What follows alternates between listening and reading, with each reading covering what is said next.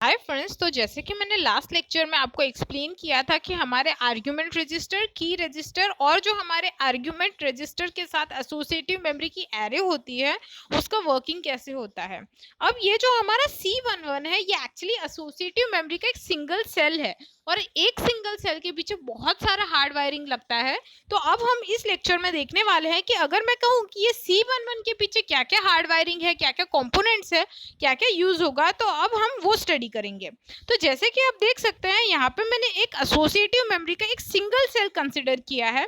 अब यहाँ पे मैं कहूँ कि आपके पास क्या क्या अवेलेबल है, तो जैसे कि आप देख सकते हैं यहाँ पे हमारे पास जो इनपुट की है, यानी जो हम जो भी आर्ग्यूमेंट रजिस्टर के थ्रू सर्च करना चाहते हैं उसको कंपेयर करने के लिए जो हमारा डेटा आएगा वो दो तरह से अवेलेबल होगा, एक तो डायरेक्टली और एक इन्वर्टर के थ्रू, जो दोनों ही राइट पिन के साथ कनेक्ट होके एंड गेट्स के थ्रू आरएस फ्लिप फ्लॉप में जाएगा।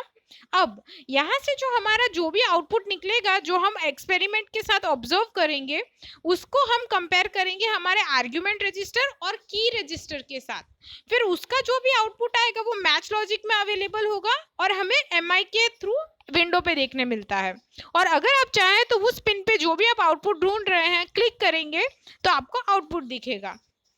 तो यहाँ पे सबसे पहले तो हमारा आर एस फ्लिप फ्लॉप है, तो आपको ये पता होना चाहिए कि हमारा R S flip flop activate कब होता है। तो आपको एक सिंपल सी चीज याद रखनी है कि हमारे आर एस फ्लिप फ्लॉप में कभी भी एस को फॉलो करते हैं हम लोग, यानी अगर एस का आउटपुट, अगर आपके सपोज एस के इनपुट में 0 है तो आपके फ्लिप फ्लॉप का आउटपुट भी 0 होगा, और अगर एस का इनपुट 1 है तो आपके आउटपुट में भी 1 आएगा। और एक चीज और ध्यान रखनी है कि आर हमेशा एस का ऑपोजिट होता है, यानी अगर एस 0 है तो आर 1 होगा, और अगर एस 1 है तो आर हमेशा 0 होगा।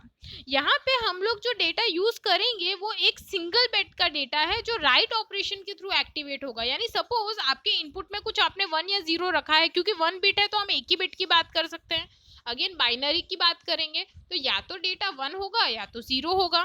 अब सपोज आपने 1 या 0 पुट कर दिया है, पर अगर आपकी राइट की पिन, अगर आप ध्यान से देखेंगे, वो एक्टिवेट नहीं है तो हमारे एंड गेट भी काम नहीं करेंगे, और अगर एंड गेट काम नहीं करेंगे तो हमारा आर एस फ्लिप फ्लॉप वैसे भी काम नहीं करेगा और आपको आउटपुट में कुछ भी नहीं मिलेगा।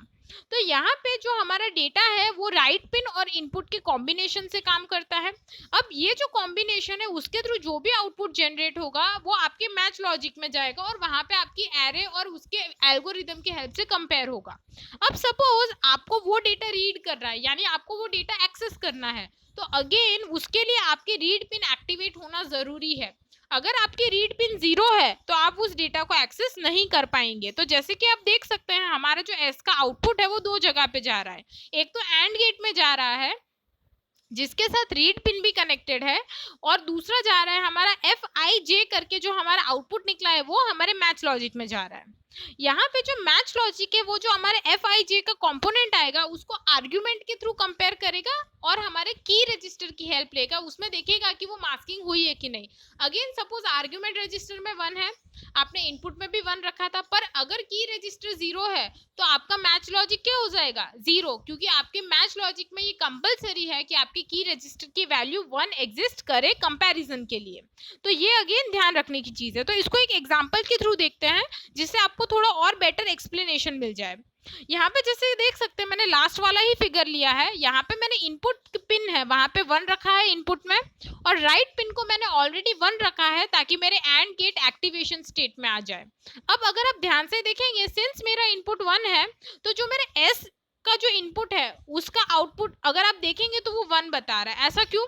क्योंकि राइट की पिन भी 1 है और इनपुट में भी 1 है, तो एंड गेट का आउटपुट हमेशा 1 कब देता है, जब दोनों ही हमारे इनपुट्स 1 हो, तो वो हो रहा है।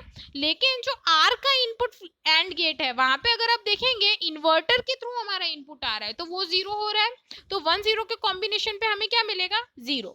यानी आर एस फ्लिप फ्लॉप में हमारा जो इनपुट है वो होगा आर के लिए इज इक्वल टू 0 और एस होगा इज इक्वल टू 1।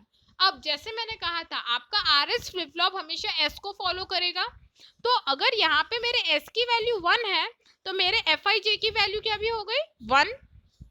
अब ये जो 1 है ये मेरे मैच लॉजिक में जाएगा, पर अगेन मैंने जैसे कहा था कंडीशन देखनी है, तो सबसे पहले कंडीशन क्या है कि मेरा ए आई 1 है, ये आपका जीरो भी हो सकता है, वो डिपेंड करता है। यहाँ पे मैंने वन रखा है, तो यहाँ पे ए आई वन है।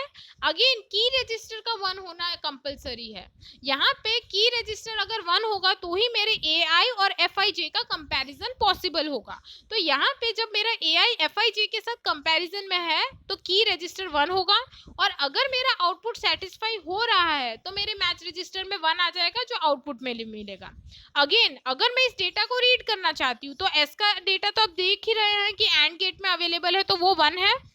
जो मेरा रीड ऑपरेशन है अगर वो वन नहीं होता तो मुझे आउटपुट में कुछ नहीं मिलता, तो यहाँ पे मेरा रीड ऑपरेशन भी वन होगा और उसके वजह से मुझे आउटपुट में वन आउटपुट मिलेगा। तो इस तरह से एक सिंगल सेल में आप ओनली वन बिट, या तो जीरो या तो वन, ऑब्जर्व कर सकते हैं। अगर आप इसी एग्जाम्पल में जीरो कंसिडर करते तो आपके आउटपुट में भी जीरो आता और आपके मैच लॉजिक में भी जीरो आता, क्योंकि वहां पे हमारी जो आर्ग्यूमेंट है वो वन थी तो मैच नहीं होती।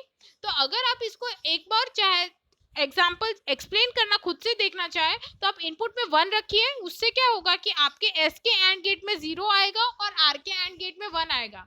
तो उस पर्टिकुलर टाइम पे आपका आर एस जो फ्लिप फ्लॉप है वो आउटपुट में जीरो देगा, तो आपका आउटपुट भी जीरो होगा और मैच लॉजिक वहां पे क्या होगा, आपका एफ आई जे जीरो हो गया है अब। तो अगर आपका एफ आई जे जीरो है और आर्ग्यूमेंट वन है तो ऑब्वियसली उनका तो कंपैरिजन हो ही नहीं सकता, वन और जीरो दो अलग चीज है। तो उस टाइम पे आपका जो मैच का आउटपुट है वो जीरो आएगा। इसी तरह से मैं आपको एक डिटेल्ड एक्सप्लेनेशन दूंगी एसोसिएटिव मेमोरी का एग्जांपल के थ्रू, उसके वजह से आपको और अच्छे से समझ आएगा कि इसमें और क्या क्या चीजें आप इम्प्रोवाइज कर सकते हैं और देख सकते हैं। आपको उससे वर्ड कंटेंट का भी समझ आएगा कि आप वर्ड कैसे सर्च करते हैं और इंडिविजुअल बिट कैसे सर्च होती है।